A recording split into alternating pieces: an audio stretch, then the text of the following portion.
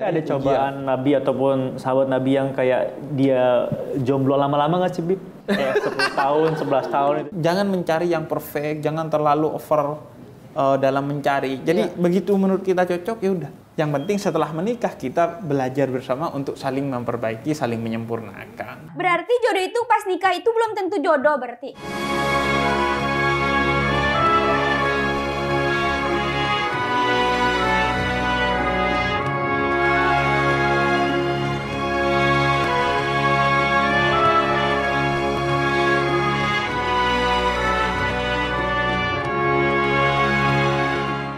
Misalnya nih ya, misalnya Arafa nih umurnya sekarang 23 gitu. Terus kayak Arafa tuh kayak udah kayak nggak mikirin pacaran gitu-gitu ya. Terus habis itu sebenarnya kayak Arafa tuh ada nih orang yang suka gitu di umur 23, tapi tuh Arafa tuh kayak males nikah gitu-gitu sampai akhirnya kelewat gitu-gitu. Apakah nanti jodoh Arafa bakalan kayak gimana apa? Iya. Gimana sih? Jadi begini, jangan berpikir bahwa jodoh itu orang yang sudah ditentukan ini dan kalau bukan ini berarti bukan jodoh kita. Jangan berpikir seperti itu. Jadi? Kalau berpikir seperti itu, gimana kalau kita minta sesuatu untuk jodohnya kita, oh si B berubah gitu, misalnya. Itu gimana? Nggak bisa kan? Akhirnya berarti jodohnya diubah-ubah dong sama Allah. Ini enggak. Jadi jodoh itu siapapun yang kemudian ketika kita ketemu, kita cocok, kita sudah mampu dan itu pilihan kita, maka itu jodoh. Jadi nggak ada istilahnya, oh kelewat, jodohnya udah kelewat di belakang, nggak ada. Jadi kelewat, kenapa? Karena kelewat. Iya, karena waktu itu Arafa masih sibuk. apa katanya? Masih sibuk. Artinya masih bekerja kan, masih merintis karir. Yaitu termasuk syarat-syarat yang harus dipenuhi oleh orang yang mau menikah. Dia harus sudah matang. Oh ya udah, gua berubah mau serius nih cari pasangan. Maka Allah berikan jodohnya. Jadi nggak ada istilahnya, oh jodoh udah kelewat. Karena jodoh itu bukan ditentukan orangnya. Oh si A, si B, jodohnya enggak. Ini penting. Ada seorang filosof namanya Plato. Kata dia kalau mencari jodoh itu seperti mencari bunga di hutan. Jadi begitu ketemu dan nggak bisa balik lagi. Jadi begitu ketemu, menurut Anda bagus, ya udah ambil itu.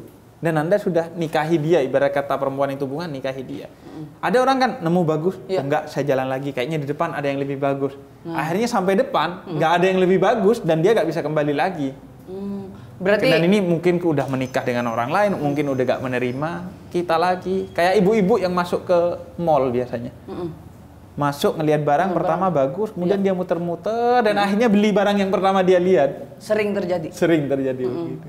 Jadi jangan mencari yang perfect, jangan terlalu over dalam mencari. Jadi begitu menurut kita cocok, ya udah. Yang penting setelah menikah kita belajar bersama untuk saling memperbaiki, saling menyempurnakan. Jadi begitu. Oh, jadi begitu Bib. Kalau untuk seorang jomblo mencari pasangan ya dengan cara jangan nyari yang sempurna lah. Yang penting kita saling kerjasama untuk saling menyempurnakan. Betul. Gitu. Ada orang yang nggak nikah-nikah, udah umur 40-an udah nggak nikah-nikah.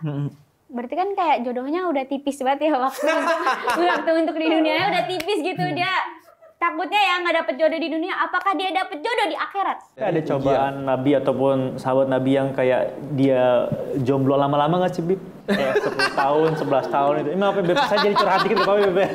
Ada kali aja gitu. Jadi saya pengen mencontohkan, saya berkacanya sama Nabi itu. Jadi gini, ada ulama-ulama itu yang sampai mati mereka jomblo. Astagfirullah, jangan dong, Bib. Aneh kan masih muda, Bib. Jangan pernah mati juga, Bib. Ya Allah. Iya, makanya kan dikasih yang paling gede. Masih jomblo itu. Nah, makanya dikasih yang paling gede biar enteng. Oh, ternyata saya enteng. Jadi ulama itu, banyak ulama-ulama yang sampai wafat beliau jomblo. Ada satu kitab namanya Al-Ulama Uzzab, ulama-ulama yang jomblo. Ulama-ulama besar kayak Ibnu Taimiyah, Imam Nawawi itu jomblo. Tapi jomblonya karena buat nyari ilmu. Nah, karena itu kalau kita ingin membuat diri kita disukai oleh perempuan atau si perempuan disukai oleh laki-laki, yang disukai itu benar-benar disukai, bahkan bukan hanya di dunia, tapi nanti di akhirat tetap diperjodohkan oleh Allah. Jadi utamanya itu dengan memperindah akhlak kita. Jadi dengan memperindah akhlak itu jalan terbaik untuk kita dapat jodoh yang baik. Jadi dari segi akhlak kita sendiri dulu. Jadi akhlak kita diperbaikin terus sehingga akan datang tuh. Karena jodoh itu cerminan dari diri kita. Jodoh itu separuh dari diri kita. Nah, kalau separuhnya itu beda sama Beda, kita, yang kita akhlaknya buruk, terus berharap yang baik, Anda kayak kabel konslet nanti karena beda. Mau jomplang gitu. Jomplang. Nah, makanya pantaskan diri kita untuk mendapatkan perempuan yang pantas di sisi Allah. Gini, jodoh itu kaitannya dengan dua hal. Yang pertama adalah usaha. Tapi yang kedua yang juga harus dipegang, jodoh itu juga di tangan Tuhan dan karenanya perlu doa. Karena itu kita juga harus mendoakan diri kita agar mendapatkan jodoh terbaik. Nah, gimana doanya, Bib? Pertama, di Al-Quran tuh banyak sekali doa. Doa-doa yang diajarkan. Misalnya, Allah ajarkan tuh, Rabbi la tadarni fardan wa anta khairul warisin. Ya Allah, jangan tinggalkan aku sendiri.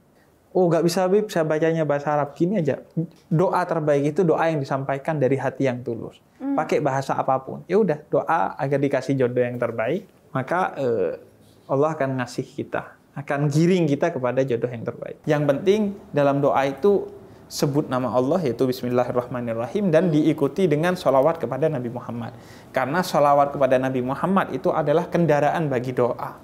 Jadi doa kita itu buruknya, kendaraannya itu kepada Allah adalah salawat kepada Nabi yang mengantarkan. Tapi kalau getarnya sama ke beberapa gitu gimana, Bib? Nah, itu getar-getar ternyata pakai handphone. Harus getar. Halo. Bib. Nah, itu. Makanya cara mengetahui getarannya adalah dengan kita memperbaiki hati kita agar sensitif hatinya. Nggak, yang bergetar bukan nafsunya gitu. Hati yang dikuasai nafsu gitu. Dalam Al-Qur'an Allah katakan bahwa segala sesuatu itu diciptakan berpasang-pasangan. Langit dan bumi, siang dan malam, termasuk laki-laki dan perempuan. Kita itu, kata Allah, pernikahan itu adalah bersatunya dua orang yang memang dipasangkan oleh Allah. Jadi jodoh itu separuh diri kita yang hilang. Oleh karena itu, misalnya ketika kita melihat perempuan, kemudian ada yang tergetar di hati kita, kemungkinan itu adalah jodoh kita. Setiap orang itu sudah disiapkan jodohnya, tinggal kemudian bagaimana dia menyiapkan diri untuk menerima jodoh itu. Dan ingat, ini separuh. Jadi separuh dari diri kita. Jadi kalau ingin jodoh yang baik, maka perbaiki diri kita. Gitu. Karena kata Allah, laki-laki yang baik itu untuk perempuan-perempuan yang baik. Perempuan-perempuan yang baik itu untuk laki-laki yang terbaik. Untuk laki-laki yang baik. Jadi jodoh yang kita dapatkan itu adalah cerminan diri kita sendiri untuk kita berumah tangga nantinya gitu, Bib? Iya.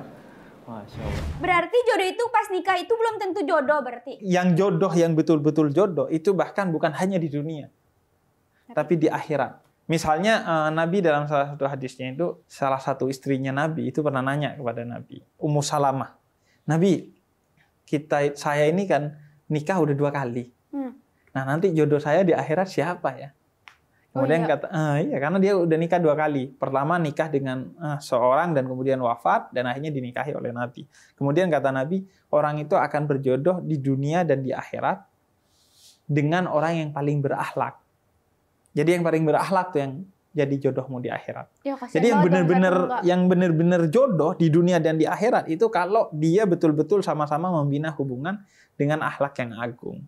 Akhlak itu artinya apa? Artinya dia taat kepada Allah dan dia berlaku dengan baik di antara sesama manusia. Jadi yang satunya lagi nggak dapat jodoh di akhirat?